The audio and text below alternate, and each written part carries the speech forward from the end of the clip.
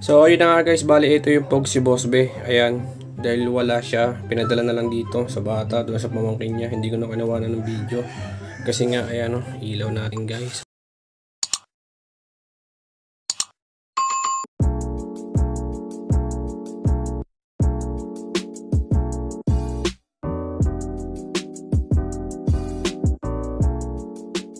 Ayan. So madami yan kasi nga natalo niya si Anyang pati yung Pogs na nalaban natin kay Anyang. Hindi, ito pa. Imagine kung gaano karami naubos sa Pogs natin. Ayan o. 1, 2, 3, 4. Apat na dangkal na lang yun nandito. And then, yun nandun sa baba. Ganun pa rin, di nababawasan. Kasi nga nakipag-trade tayo ng text doon sa bata. Si Binbin. So, ayan yung Pogs niya. Imagine kung gaano karami yun guys, di ba? So, kung malilipat yan dito, mapupuno yan or baka sobra pa. Nope. Pero ito, tingin ko marami talaga to guys. As in, marami yan. Kasi ayan yung dati kong kahon eh. Yung Kyrie. Oh. Diba?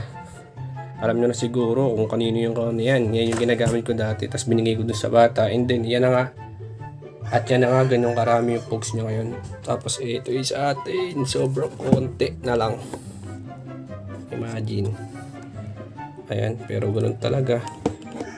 Hindi palaging panalo, kaya ayan. So kasi may nag-request ito sa comment section, sabi pakita daw ng Pogs si Boss Be na napanalunan sa amin ni Anyang. So ayan na. Okay, pato ko lang itong ano dito, ilaw. Oh, imagine, alas pa puno na yan. So ilalagay natin dito yan. Yari, diba? So dami yan. Yung iba nandiyan, pati pamato niya. Tapos ang malapit guys, pinagamit niyang pamato ay mga laking Pogs katulad ng ganito. What? Yan, ganyan. Tapos ganito. Ganyan gamit niyang mga pamato yung mga malalaking Pogs.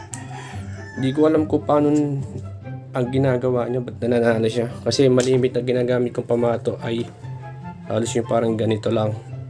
Okay, so meron din na ganito na yung sukat ay hindi sobrang laki. Kasi kung